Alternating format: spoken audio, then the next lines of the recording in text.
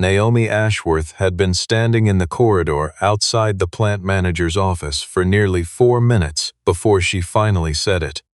She told Liam Connelly that her father wanted to meet him, not as the maintenance lead who had quietly identified the pressure fault in the secondary relief line last autumn and kept the whole East Wing from going dark, as the man she had come to trust.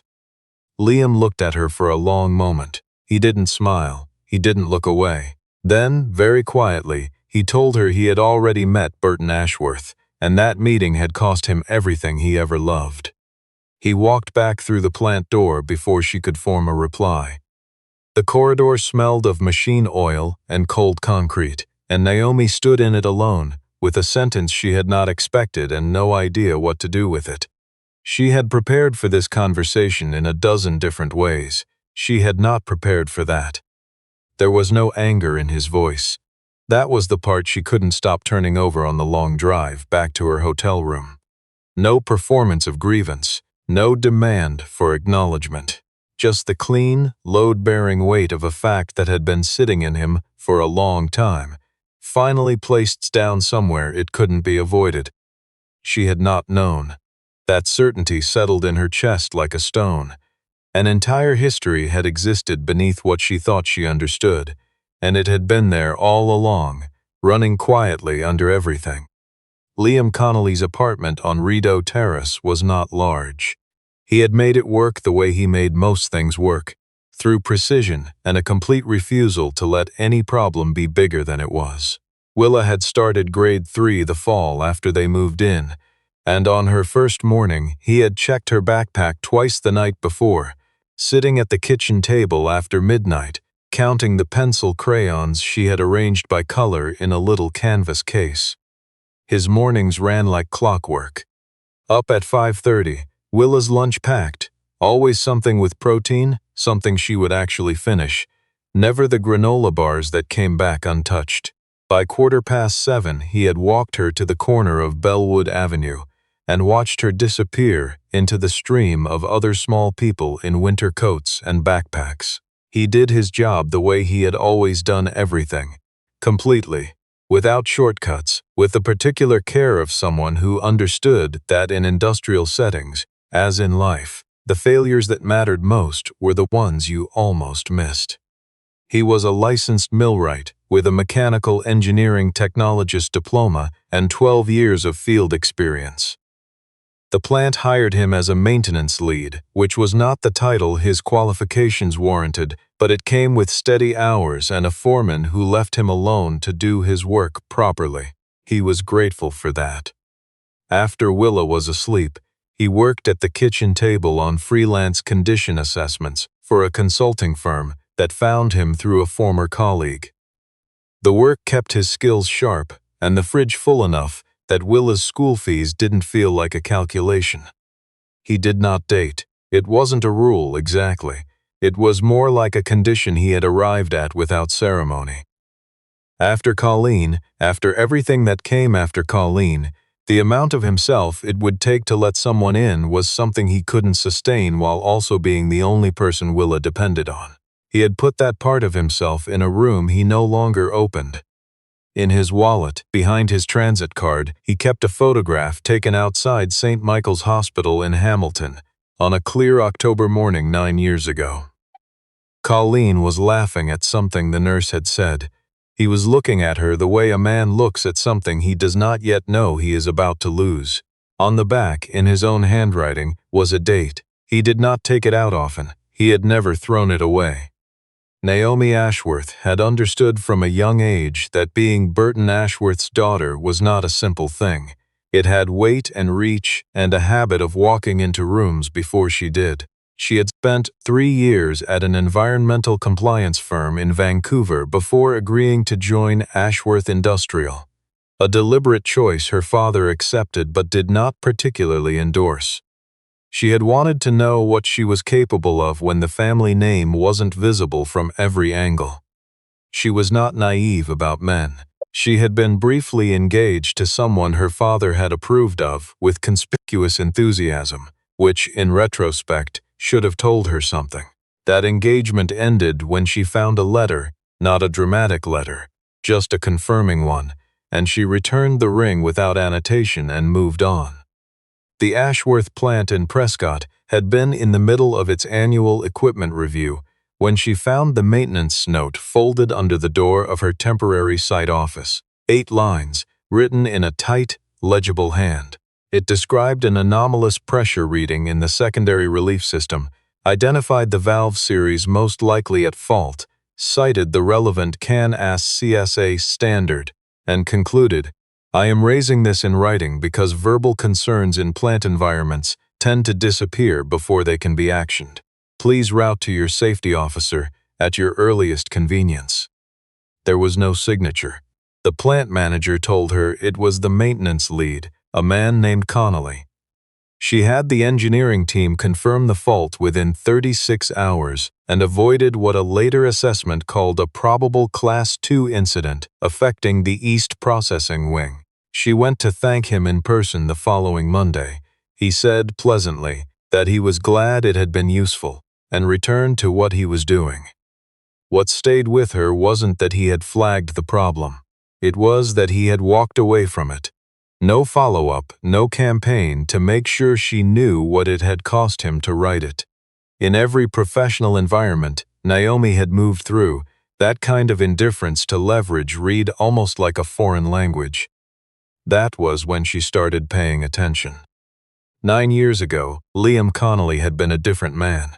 Only in circumstances, not in character. He was 31 years old, 2 years into a position as a process engineering technician at Ashworth Industrial's Hamilton facility, and already known informally as the one who asked inconvenient questions about equipment tolerance margins and contractor substitutions.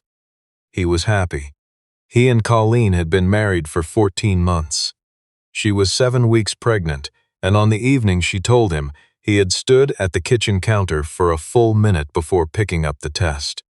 Then he had looked at her, and she had started crying from happiness, and that was the last night he could remember feeling like the world was arranged correctly. The Millbrook expansion was Ashworth Industrial's largest capital project in 6 years. Somewhere in the contracting phase, a cost reduction decision was made. A substitution of the primary pressure relief valves in the reforming unit with an offshore equivalent that technically cleared a threshold on paper. But when Liam ran his own analysis, produced a safety margin he was not comfortable with under the plant's actual operating conditions, he flagged it in writing, twice. The third time, he requested a formal review meeting. The meeting that followed included Burton Ashworth. Liam presented his analysis. The numbers were not ambiguous. Burton Ashworth listened, asked 2 questions, and then said, with the patience of a man who had been deciding things for a long time, that the project was behind schedule in ways that could not accommodate a re-evaluation of decisions made at the senior procurement level. What was needed was for Liam to countersign the equipment clearance form before the end of the afternoon. Liam said he could not sign it. The room went quiet the way rooms do when someone has said the thing that cannot be unsaid. His phone buzzed in his jacket pocket. He didn't look at it, then it buzzed again, and something in the pattern made him reach for it despite himself. It was Colleen's sister. The message was 4 words, "Get to St. Mike's." He asked to be excused. He was told the meeting was not finished, that the clearance form still needed resolution, that his presence was required for the remainder of the session. Liam placed his pen on the table, looked at the project lead and said, "My wife is in the hospital. I'm leaving." He was terminated 6 days later for abandonment of professional duties. No severance. Benefits ceased at the end of the pay period.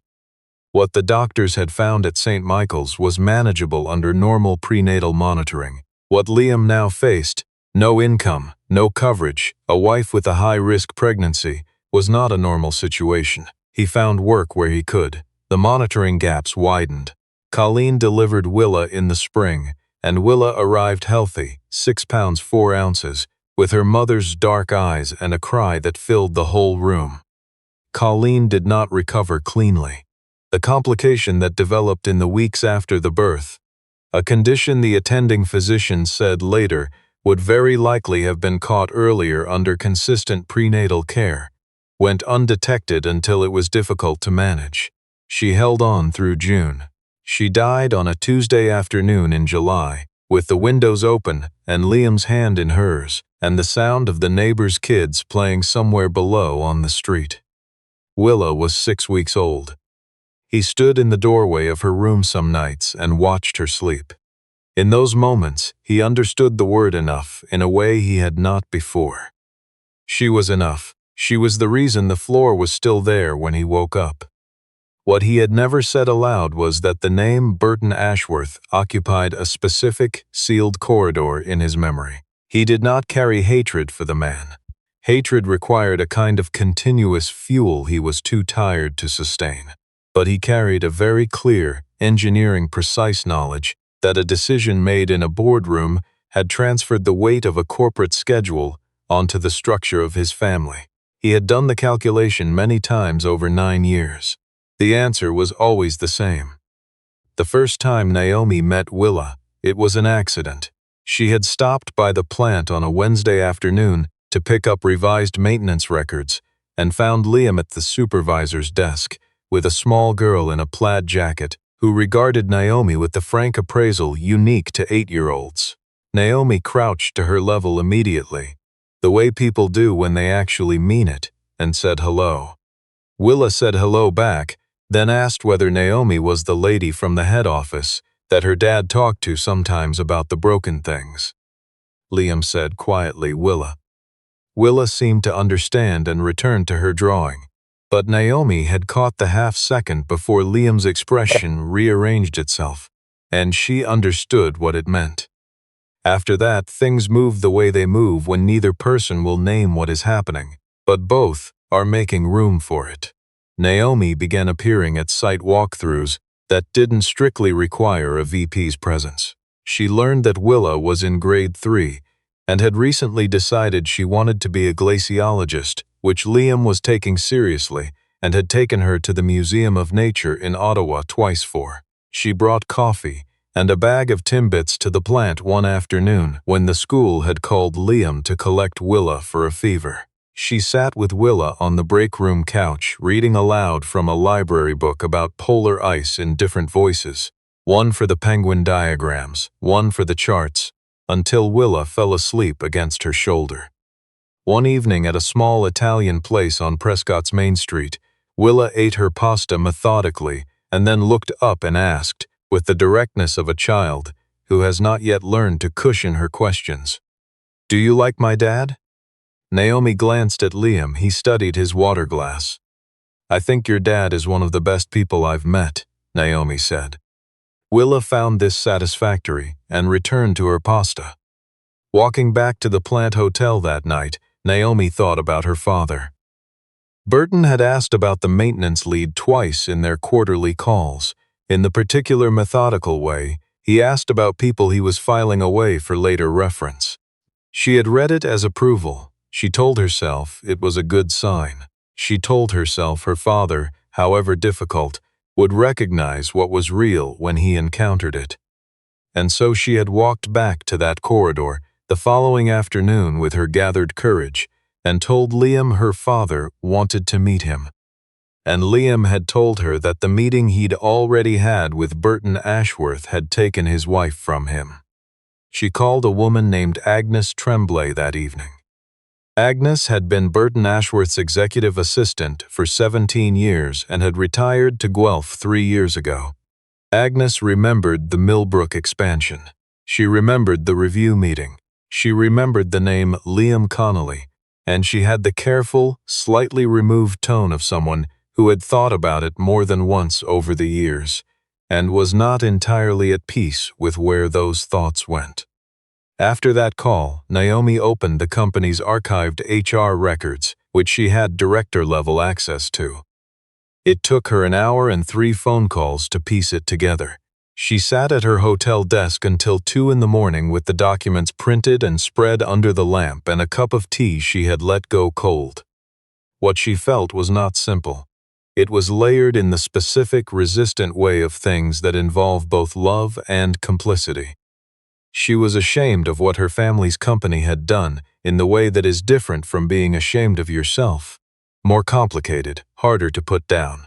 She was frightened by how much she wanted to see Liam and how poorly timed that wanting was. But underneath all of it, a decision came to her without drama. She was not going to look away from this. She found her father in his Ottawa office the next morning.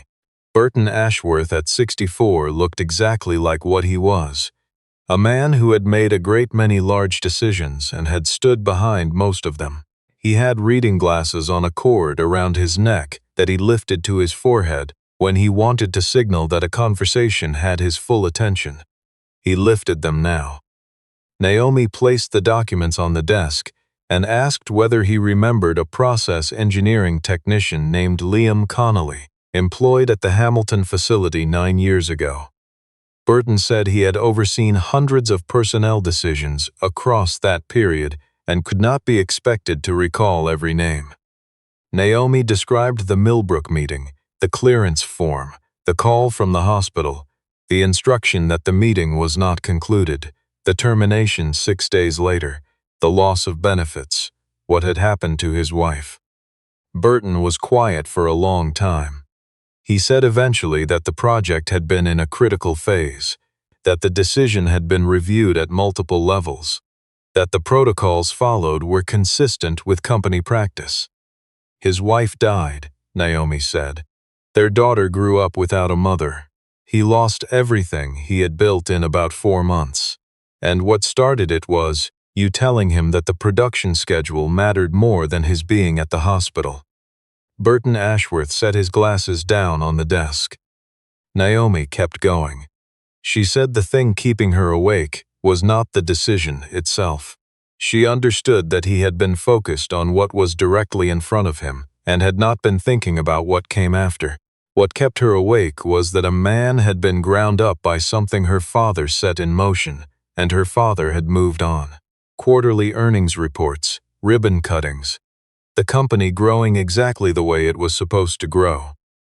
And somewhere in Ontario, a man was working plant maintenance shifts and raising his daughter alone and keeping a photograph in his wallet, and none of that had registered on any document her father looked at. Burton said very quietly, "You love this man." It wasn't a question. It was the voice of someone arriving at a fact through analysis rather than feeling. Naomi didn't answer right away. Her eyes filled. She did not turn away from him. Burton looked at his daughter the way parents sometimes stop doing when their children become adults, and he saw something in her face he had not seen before. Not the composed, precise executive presence she had spent years building. Something older and more essential than that. She was standing on the opposite side of something from him, and she was not moving. He said nothing more. Naomi left the office and didn't look back. Willa noticed it the way she noticed most things, through the texture of the air, rather than anything she could have named. Her dad had been quieter for 3 days. He had made her dinner, helped her with her reading, done everything he normally did. But there was a stillness to him she recognized from the times when what he was carrying was too large to speak around naturally. She waited until Thursday evening when he was sitting on the couch going through the mail. She climbed up beside him, folded her legs under her, and said without preamble, "Is Naomi not coming back?" Liam set down the mail. She told him that when Naomi was around, the apartment felt like it had another person in it who was waiting for them both. Like there would be a light on when they came home that hadn't been there before. She hadn't had that feeling since she was very small, she said. She couldn't quite remember it, but she thought it was something like that. Liam put his arm around her, and she leaned into his side. He sat there for a while, with the mail on his lap and his daughter against his ribs and something in his chest, doing its best to hold its shape. That night, after Willa was asleep, he called his friend Pete, who had the useful quality of listening, without trying to perform it. He told him about Naomi. He told him about Burton Ashworth. He told him all of it in sequence, which he had not done out loud before. When he finished, Pete said, "What are you afraid of?" Liam thought about it for longer than the question should have required. "I'm afraid," he said, "that Willa gets attached to something that doesn't actually have room for her in it. I'm afraid she opens up to someone and it falls apart, and she absorbs that, the way she absorbs everything, quietly, so I don't worry. I'm afraid of being the one who teaches her that lesson early." Pete said, "That fear doesn't go away by waiting for circumstances to improve." Liam said he knew. "She already loves her," Pete said. "You know that, right?" Liam said he had heard it. He sat at the kitchen table after the call, with a glass of water and the quiet of the apartment around him. He thought about the photograph in his wallet. He thought about the man he had been in that photograph, the one who had not yet understood the full cost of loving something. He had paid that cost incomplete. He had been paying it for 9 years. The question was whether the cost of not trying was something he was prepared to carry just as long. Burton Ashworth came to the Prescott plant on a Monday morning. He did not call ahead. He asked the receptionist where the maintenance lead's office was and was directed to the service bay off the east corridor. Liam was at his workbench reviewing the spring inspection schedule when the door opened. He looked up and recognized Burton Ashworth immediately, the way you recognize someone you have thought about with precision for a very long time. No surprise, just a settling, like the moment had always been scheduled and had simply arrived on time. Burton stood in the doorway. He was wearing a coat that cost more than Liam's monthly rent. He looked, for the first time in Liam's experience of him, like a man who did not know exactly what he was going to say. "I wanted to hear it from you," Burton said. Liam set down his clipboard. He did not offer a seat. He did not reach for any particular formality. He told it simply, the way you tell something you have told yourself many times, not with heat, because the heat had long since cooled into something denser. He described the Millbrook meeting, the clearance form, the phone buzzing in his jacket, the project lead telling him the meeting was not concluded, the termination, the loss of coverage, the weeks that followed. What had happened to Colleen? He did not embellish. He did not pause for effect. He gave it the way an engineer delivers findings, clean, sequential, without editorial commentary. Burton stood and listened without interrupting. His face moved through expressions that were not quite emotions, and not quite their absence. Something in between. "The thing I've never been able to put down," Liam said near the end, "isn't the job. It isn't the money or the benefits or any of the specific pieces. It's that on the day I most needed to be somewhere, I was told that the production schedule outweighed my being there. By a man who was never going to be in a position where his own needs were outweighed by anything. That asymmetry is what broke something in me. Not rage. Just a very clear, lasting knowledge of what I was worth to that company." Burton looked at the photograph pinned above the workbench. It was a snapshot of Willa at Meech Lake squinting into the summer sun, holding up a flat white stone she'd found. "Your daughter?" he asked. "My daughter," Liam said. He said a few words about Willa, not as a bid for sympathy, but because she was relevant.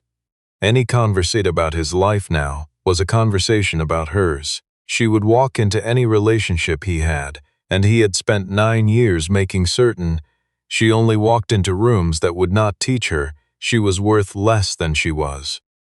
Burton said, "If I were to apologize to you, what would that mean?" Liam looked at him for a moment. "An apology doesn't change the date on a death certificate," he said. "It doesn't change what Colleen went through, or what Willa goes through every time someone asks about her mum and she has to decide how much to say. An apology is what you offer when you've run out of other options." Burton was quiet. He looked at the floor, then back at Liam. "I'm not asking you to forgive me," he said. "I came here because I needed to stand in the room where you actually work and understand what the real distance between us is, not what I imagined it was from behind a desk. I understand now that a man who loses what you lost because of a deadline has been wronged in a way I have no right to define for him." He picked up his coat and left through the same door he had entered. The room was very quiet. Liam stood at his workbench and looked at the photograph of Willa squinting at the sun with her stone. Naomi did not wait to hear from Liam. She had made herself a promise on the drive back from her father's office that she would not manage this by standing still and waiting for him to lead her through it. She went to the company's human resources and legal team and requested a full audit of terminations from the Millbrook expansion period. She sat in those meetings herself and made clear that what she was looking for were cases where employees had been let go under conditions that did not meet the company's own stated standards, particularly cases where loss of benefits had coincided with critical personal circumstances. There were 3 such cases. Liam's was the most significant. She proposed a reparation structure to the board. She did not call it that in the presentation, because language is strategic, but that was what it was, a fund for retroactive support to affected former employees and their families, paired with a formal acknowledgement in the company's institutional record that the practices of that period had not met acceptable standards. The board pushed back. She held the line. 2 sessions later it passed. She was not under any illusion that this restored anything. You cannot retroactively fund the monitoring appointments that weren't kept or reverse the grief of a woman who died on a Tuesday afternoon in July with the windows open and her husband's hand in hers. You cannot return 9 years. What you could do, the only thing you could do, was ensure that an organization acknowledged what it had done, rather than simply waiting for the people it had harmed to disappear or grow tired of remembering. When it was done, she drove to the Prescott plant on a Friday afternoon and asked for Liam at the front desk. He came down in his work clothes, a little guarded in the way he had always been guarded with her, but there, in the corridor, looking at her directly. She told him what she had done. She told him she was not presenting it as something that would change anything between them. She had done it because it was overdue, and because it was wrong, and because she could not go on building things on a foundation that included that kind of unacknowledged damage without it meaning something about her. He listened without speaking. "I'm not asking you to feel differently about my father," she said. "I know I can't give back what was taken. I know what the shape of that loss looks like." She said the thing she had been turning over for days. The thing that felt truest when she stripped away everything careful and strategic, that if the day ever came when he found he couldn't love her, she would still spend the rest of her career making sure his daughter grew up in a world built a little more honestly than the one that had been built on his back. Something in his face changed, not dramatically, not the way things change in films, with music and light at exactly the right angle. It was quieter than that.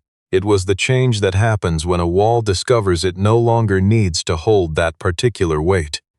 A small, cellular shift, nearly invisible unless you had been watching very carefully. He said, "I know you mean that." "I do," she said. He looked at her for a long moment. Then, for the first time, she watched him not look away.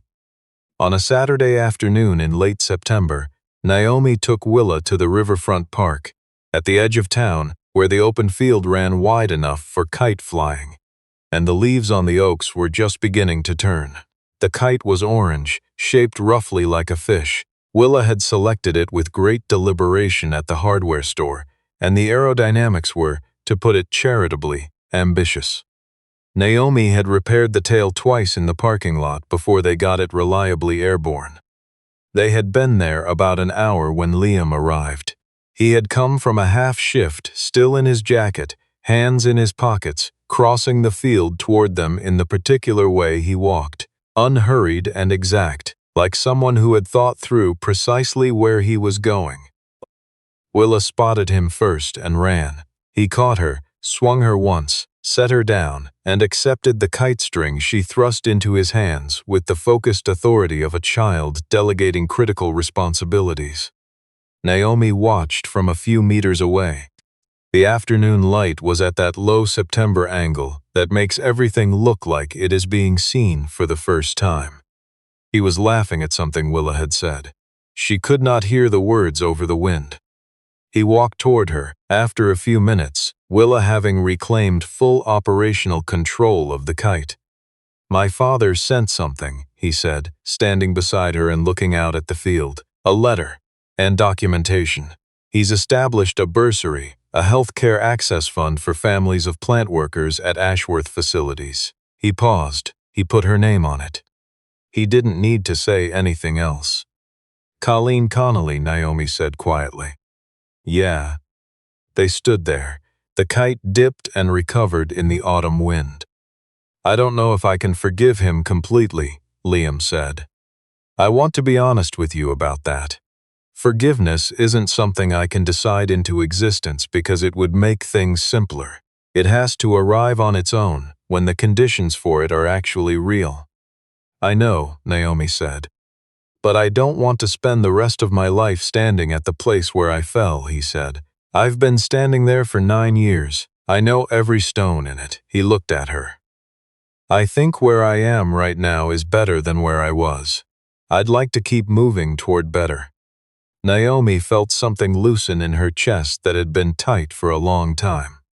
He reached over and took her hand. Not dramatically, he simply placed his hand around hers there in the open field, with the orange kite pulling against the wind, and Willa's voice bright in the afternoon, and held it. From across the field, Willa glanced over. She turned back to the kite, almost immediately, with the elaborate nonchalance of someone working very hard not to let it show that she had been waiting for exactly this. But the smile got away from her. It always did with Willa. Across the path near the row of maples at the park's northern edge, a tall man in a dark overcoat stood alone, his hands in his pockets. He did not approach, he did not call out. He simply stood and looked at the three of them, the way a person looks at something they have no standing to claim, but cannot bring themselves to stop watching. Liam saw him. He looked at Burton Ashworth for a long moment, reading him the way he read a piece of equipment, looking for what was load-bearing, looking for what was true. Then he gave one small, deliberate nod. Not forgiveness, not an invitation, a recognition that the man across the grass had come, had stood somewhere he was not powerful, had done the one remaining thing still available to him, and that it was not nothing, and that from here there might be somewhere to go. Burton Ashworth nodded back. Then he turned and walked away through the maple trees. Willa called out that the kite required immediate emergency intervention.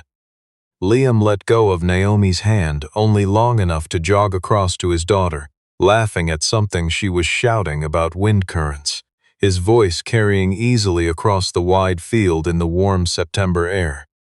There are apologies that cannot reach the places that matter most. They cannot travel back through the years between the harm and the speaking of it. They cannot restore what was taken or make the dead less gone. A woman's name on a bursary letterhead does not bring her back. A nod across a park does not erase 9 years. These things remain true, and remaining true is what they do. But there are people who have been carrying something heavy for so long they have forgotten what it felt like to put it down.